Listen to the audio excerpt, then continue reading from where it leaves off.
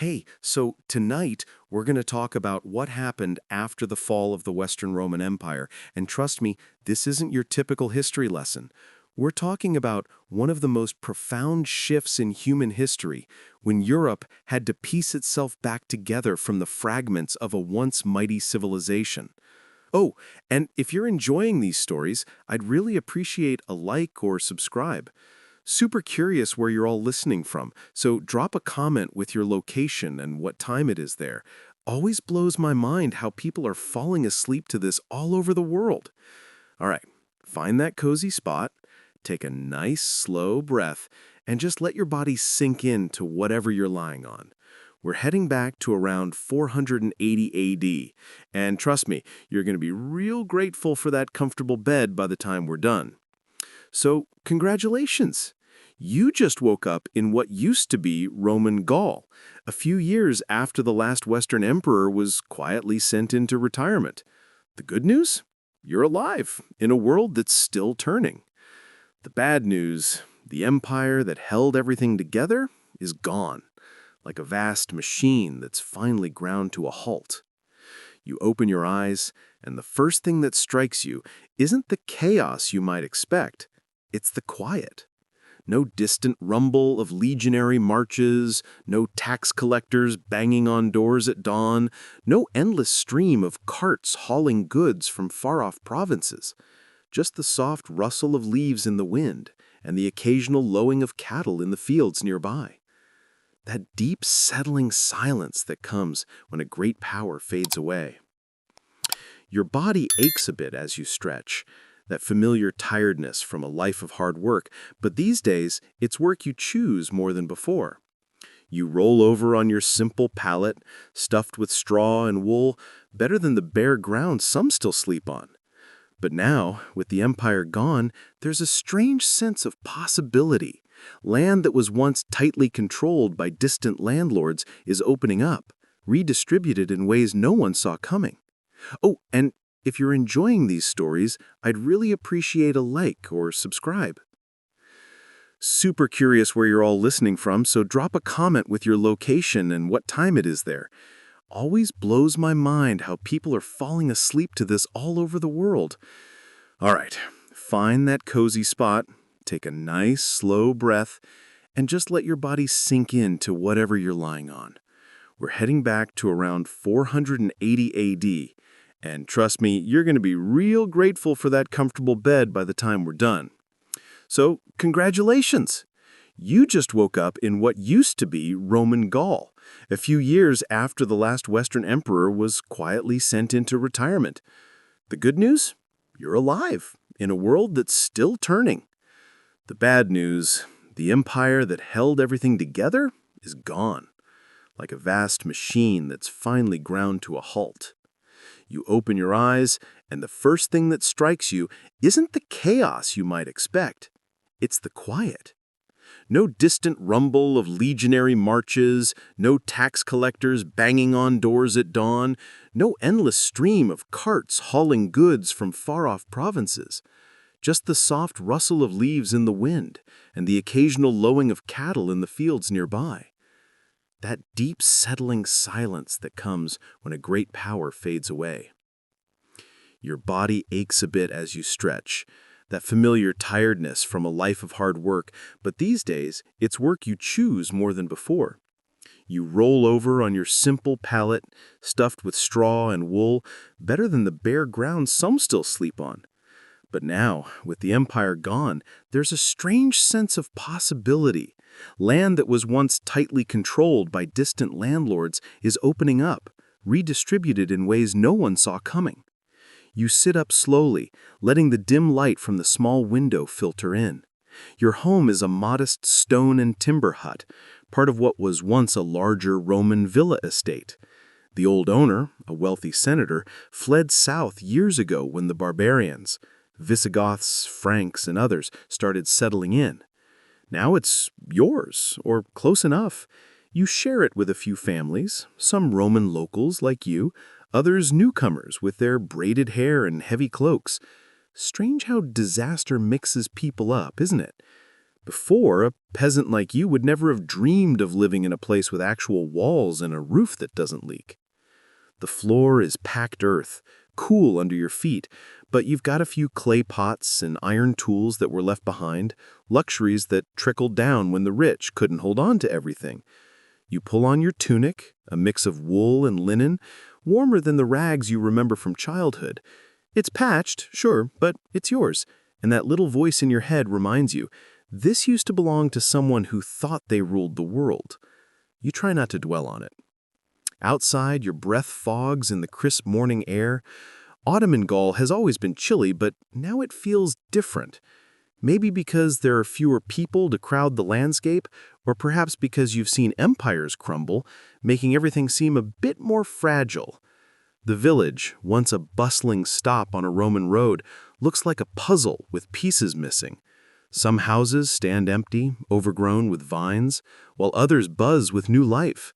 Fields that were once worked by slaves now lie fallow or are tended by free families. Before the fall, this place might have had hundreds.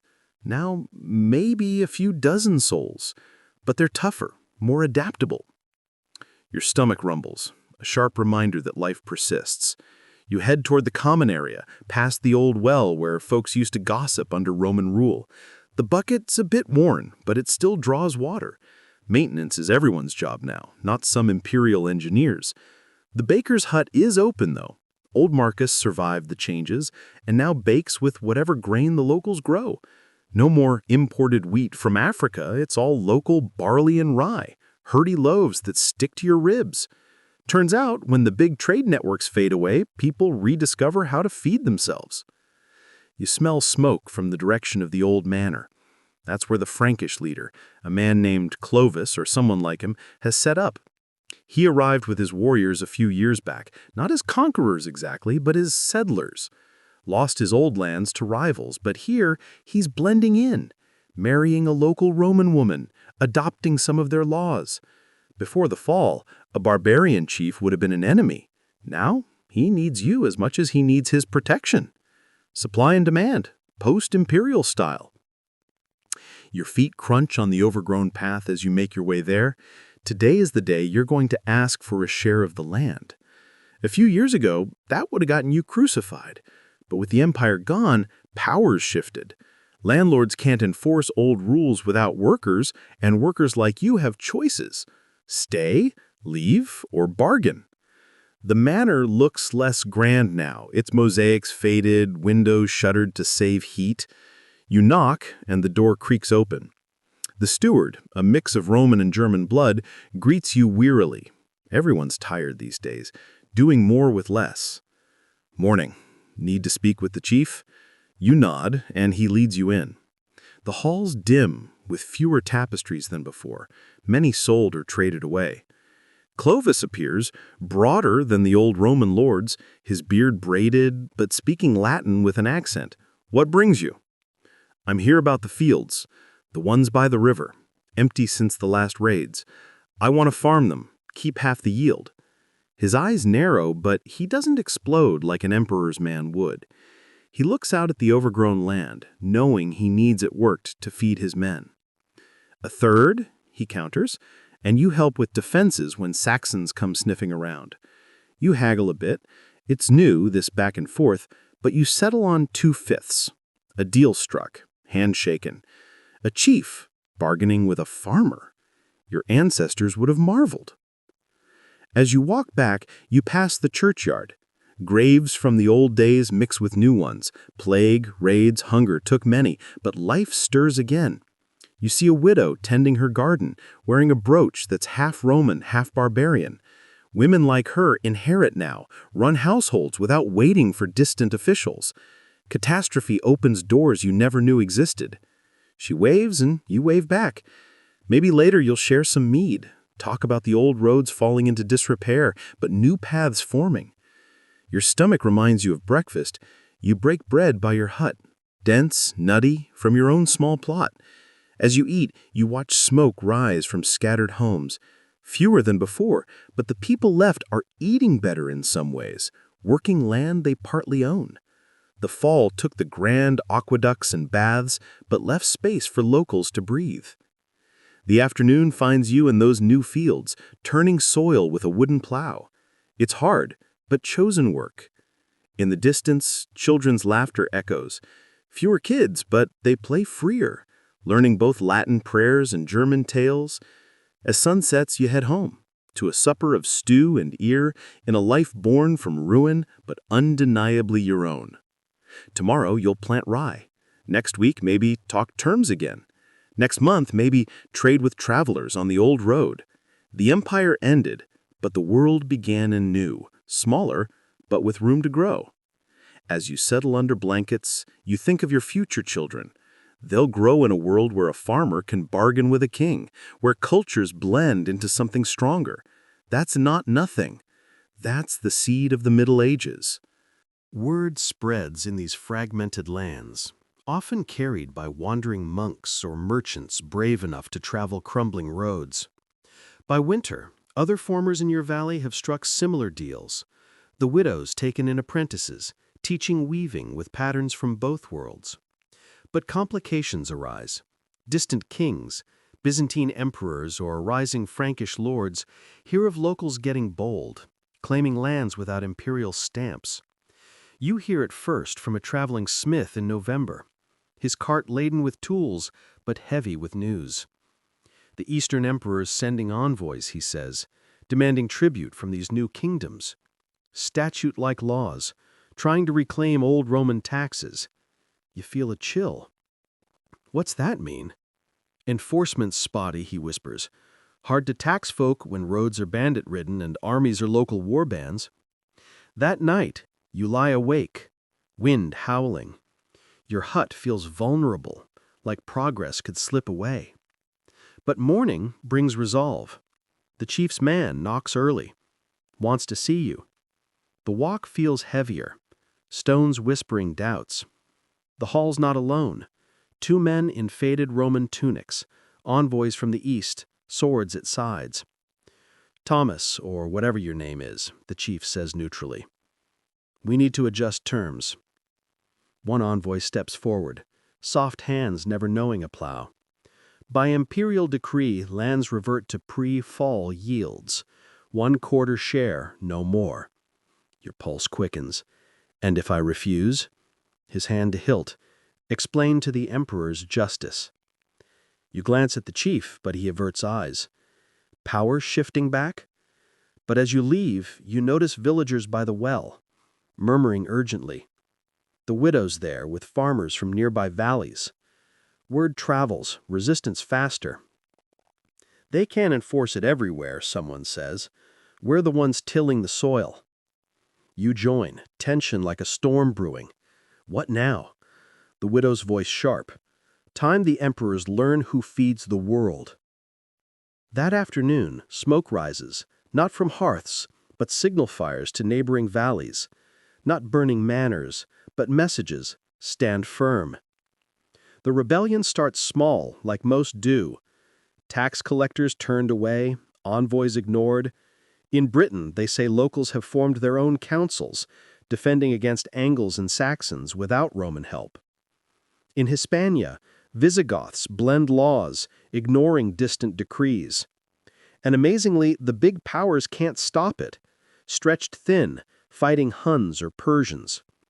The chief tries threats, then bargains. What if we call it 1/3 plus protection fees? You consider enjoying the squirm. Include tools from your forge? Deal. Laws bend when reality insists.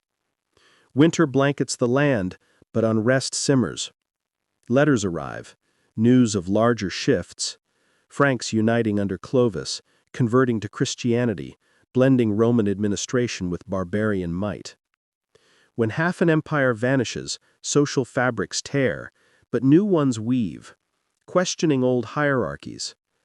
Spring brings tales of organized alliances, not just local squabbles, but kingdoms rising. Franks in Gaul, Ostrogoths in Italy under Theodoric, building on Roman ruins. Leaders like him, educated in Constantinople restore aqueducts, sponsor arts, treat locals as partners. The rebellion's no rumor now. Armed groups camp in your valley, not invaders, but locals and settlers united. Their leader, a former Roman soldier turned Frankish ally, speaks. We're marching to our late to demand fair laws from the council. Demands: end to distant taxes, local rule, blending of customs. The crowd weighs risks. Rebellion means stocks or worse. But you've tasted freedom. No going back. That evening, you ponder. Margaret, or whatever the widow's name, has sold goods, packed a cart, ready to join. Coming? You look at your hut, fields, hard won. But dependent on whims? Yeah, I'm coming. Survival is about building worth living for. Morning, you lock up, leave a note, join the march south. Roads fill with similar folk, farmers, craftsmen, all believing they deserve better. Landscapes show the fall.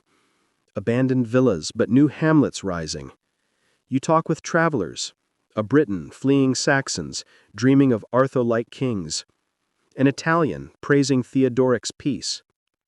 Your group swells, rumors of thousands converging on old Roman cities. Kings must listen.